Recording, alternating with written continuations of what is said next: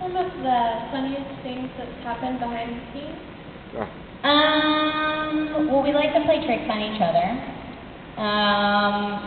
I had an interesting situation at a convention when a girl came up to me and told me that Bryce Papenbrook and I were related, and I said, no, we're not. And she was like, no, yeah, you are. I think that's so cool. I was like, no, we're not actually. We do have siblings, but we're not related to each other. And she was like, yes, you are. And then she got very aggressive. She was like, you're related. And I was like, oh my God, you're right. I heard that. I'm so sorry. So that was weird. And so I went up to Bryce during a panel, and I was like, hey, by the way, if this girl comes up to me and says that we're related, just go with it. And this was like on a panel in front of a bunch of people, and he goes, we are related. And I was like, right? We're not related. He was like, yeah, we are. I'm like, okay.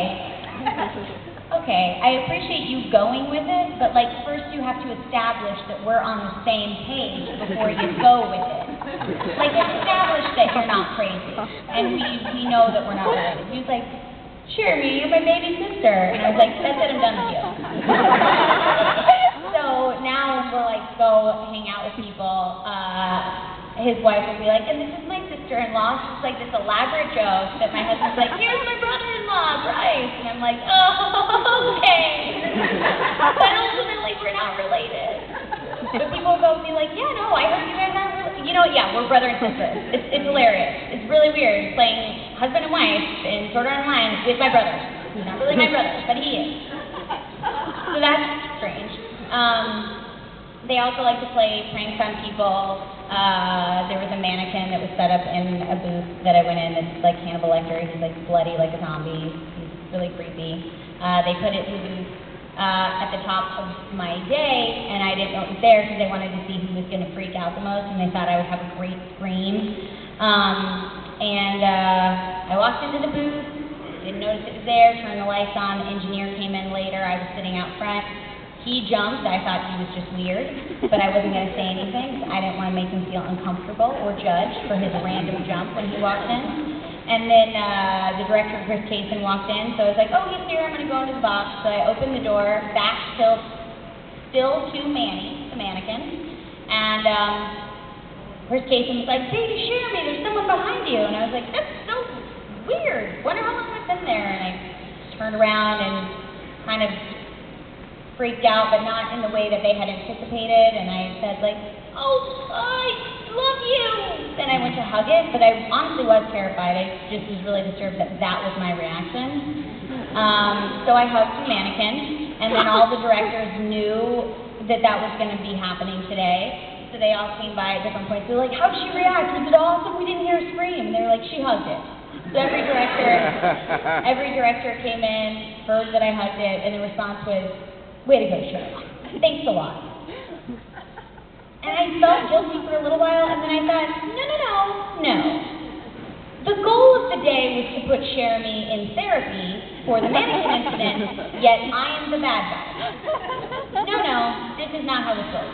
So then I went home and told my mom, and it was like, oh, the crazy things that happen at work, and we all laughed about it. And then I was like, but why did I respond with, I love you, and try to hug it? Like, if I'm ever in a very severe amount of danger with a man holding a knife, hugging said person then stabs me. So I am so actively killing myself by bringing love to the person. We need to discuss this. And my grandmother was like, you've always been like that. When you were 18 months and we were walking around the grocery store and it was around Halloween, I took one of those like terrifying wolf masks, and you started crying, and you said, I love you, I'll hug you, and it'll be okay.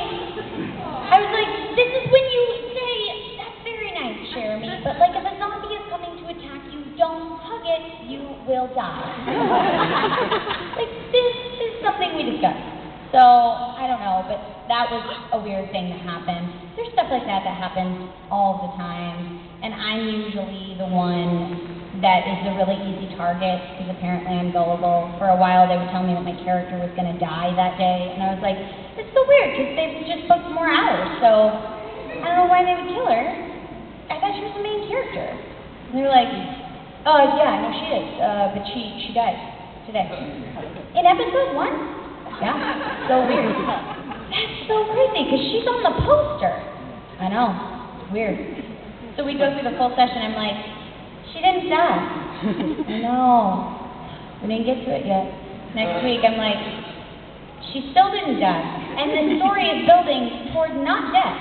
So, like, Todd did it a lot, and Todd would go like, Cherami, why do you listen to me when I say this? Like, I did it for the last show, and I told you that I was messing with you, so why would you believe me now? I'm like, because I want to believe you're not a liar. I'm sorry. So they messed with me and stuff like that. Somebody found a headshot of me when I was 5, and whenever flaps wouldn't fit, they took the baby headshot of me, and they'd be like, baby Cherami's really sad, do it again, and like, bring the headshot out. Just a life according to everybody else, and Cherami's punchline. I mean, I love it, it's fun. Cool. Any other stuff? Yes. Out of all the gifts you ever received from fans, which is like the one that like stood out to you the most, like, that's so hard. There's been a couple.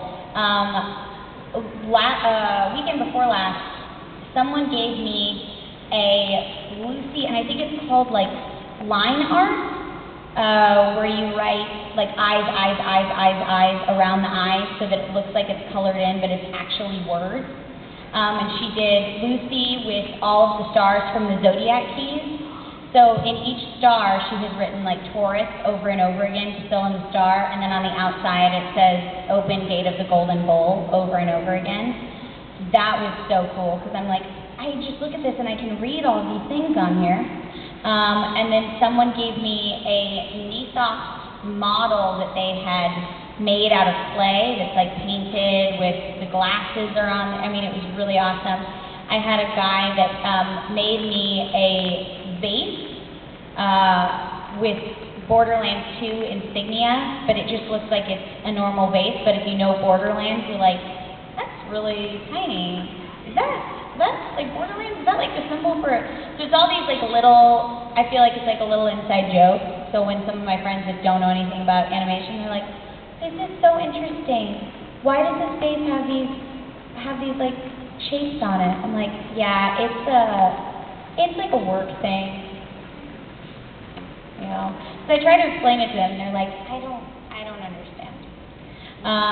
So yeah, there's been far too many generous, like fun presents. I am always shocked when people are like, I want to give you this. I'm like, that is so nice. I really appreciate that. So I keep everything. I have all the artwork anybody's ever given me in a book. And I have all my little characters on like shelves in my living room, and I hang up all my line art is on a picture. I had somebody do paper layering where they cut everything out to make a picture.